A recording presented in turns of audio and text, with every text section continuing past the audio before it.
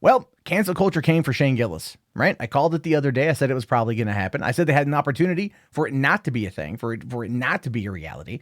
But of course, this was going to be the outcome. Shane Gillis out at Saturday Night Live following racial homophobic slurs in podcast, which is true. He said those things. I listened to the clips in question.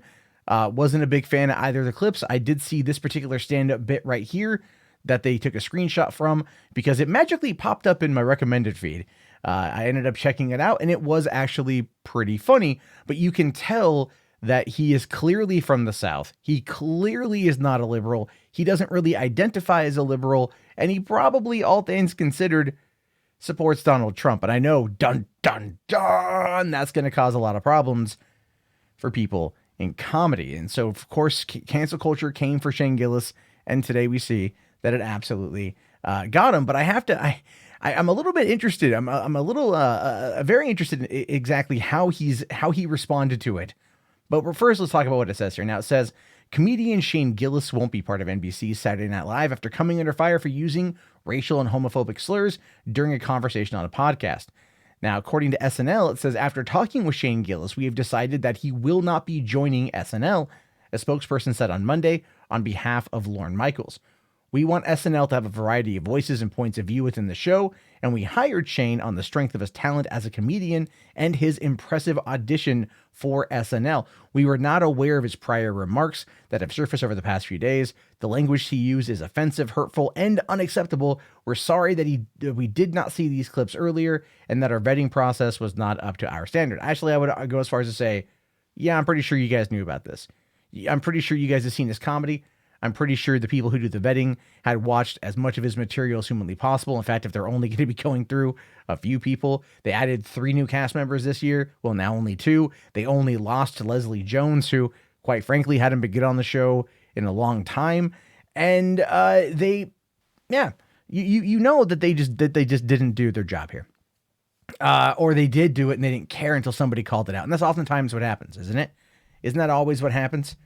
Right? Somebody says something bad, but no one really cares until someone else gets upset at it, and then it becomes a national headline. That's basically what happened here. Now, what's interesting is Shane's response, because it's kind of an FU to SNL, and it's kind of an FU to everybody else who was calling for him to be canceled. In fact, it says here, it feels ridiculous for comedians to be making serious public statements, but here we are.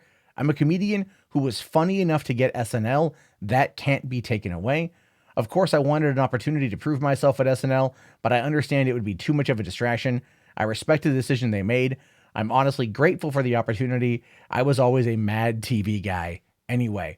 And Mad TV is known for its racial stereotypes. Alex Borstein, he look like a man. That was a big thing in the 90s. That was a huge thing in the 90s. That put SNL or Mad TV, one of the things that put it on the map back in the 90s. And so him coming out and talking about that shows you where his type of humor is. And it's not that SNL wouldn't do it. I actually have been watching a lot of SNL on YouTube recently, like some of their vintage stuff, and they go into some pretty crazy stuff every once in a while. And again, no one cared. No one really cared, but we're in this weird, delicate phase right now where everything has to be super hypersensitive, and comedy is entirely open for the worst levels of interpretation. Remember, cancel culture has came for Dave Chappelle. It's come for Bill Burr. It's come for a number of other people. I got accused in the last video I did talking about this, where people think that I am like supporting of Shane Gillis. I support his right to tell a joke. I don't necessarily find what he said about the Asian community funny. I get the joke he was trying to make. I feel it bombed, pretty well. And it's not the kind of content I would catch myself listening to from him. His stand-up bit was funny, but other than that, I wasn't too into it. Now, this is where it gets really interesting, because Andrew Yang spoke out the other day. Like, I would talk to him, and I thought they were going to do that. I thought that they were going to bring Shane on to SNL. They were going to have Andrew Yang come on to SNL. They were going to make it a bit that was going to be heavily talked about, heavily publicized, heavily discussed, get a lot of clicks, a lot of views, a lot of people into it. Didn't happen here. But apparently Shane Gillis reached out. It looks like we will be sitting down together pretty soon, and that's cool. I want to see what Yang and Andrew are going to have to say for one another. And the thing is, I think they probably could have put this up on SNL, but I think what it was is they wanted Shane to apologize, and I think Shane said no. Now, the article here, this is the last paragraph, and I find this to be interesting. Gillis is the latest comedian to deal with backlash over past offensive comments. Trevor Noah was criticized ahead of replacing Jon Stewart on Comedy Central's The Daily Show over old tweets, including ones deemed anti-Semitic or offensive towards Aboriginal women, while Kevin Hart gave up his Oscar hosting gig this year when earlier homophobic tweets of his resurfaced. And that is true. Those things happened, right? Those things did happen. And a lot of people were upset that Kevin Hart had to step down, myself included. And people, I remember back in 2015, people were really upset at Trevor Noah when he was picked to replace Jon Stewart because of those tweets, and they tried to get him canceled. And now he's like the woke queen. So they've overlooked that, right? They let Trevor Noah get the redemption arc, but they don't let Shane here. And I think ultimately, based upon Shane's original response and this one, he was never going to apologize. Sure, he wanted to do SNL. That would really open up his career to an extent, but at the same time, he is now in a position that quite frankly, so many cast members who have left SNL would kill to be in. Anyone who was up for SNL and then didn't get into SNL would probably kill to be in. Because even though SNL gets a lot of attention right now for its attack on politics and whatnot, it doesn't get a lot of solid love for sketches that aren't politically motivated. And as a result, only a few standout people actually are in the SNL cast. And you look at someone like Vanessa Bayer or Bobby Monahan left a couple seasons ago, and they haven't done much, right? They just haven't done much at all. Bobby Monahan has been like in 2 TV shows. The first one failed. He's just got cast in a new one. There was Shashir Zamata, who also left that same season as the other 2. And the last I've seen her is Samantha Bee, Full Frontal. She's popped up in a couple segments on there that I've seen. Other than that, nothing. Shane here is in the position where his podcast that's on SiriusXM is now going to end up getting a lot more listens.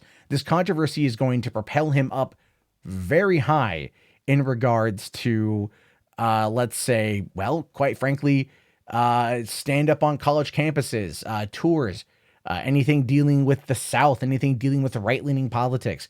I wouldn't be surprised if Dave Rubin is hounding him to come on the show. If a lot of other, Steven Crowder is hounding him to come on the show. This dude is going to make the right-wing tour de France in regards to hitting all the YouTube comments or the YouTube shows and the right-wing shows. I expect him to pop up on Fox News. I expect him on Tucker Carlson. I expect this guy everywhere. And he's going to play it up. And he's going to make a lot of money off of it, and he's going to get a lot more popular. And at the end of the day, this bit and him sticking his ground is, even though it got him canceled on SNL, it's only going to benefit him in the short term. Now, the long-term effects of where things are at, man, I literally have no damn idea, and I'll be very curious to see what happens when it ever does come down that path. Now, anyway, I want to hear what you guys have to say about this. Let me know down in the comments below. Be sure to hit a like or dislike, and if you either or, let me know why. Comment. Please comment. I'll talk to you guys later. Have yourself a great day, and peace out.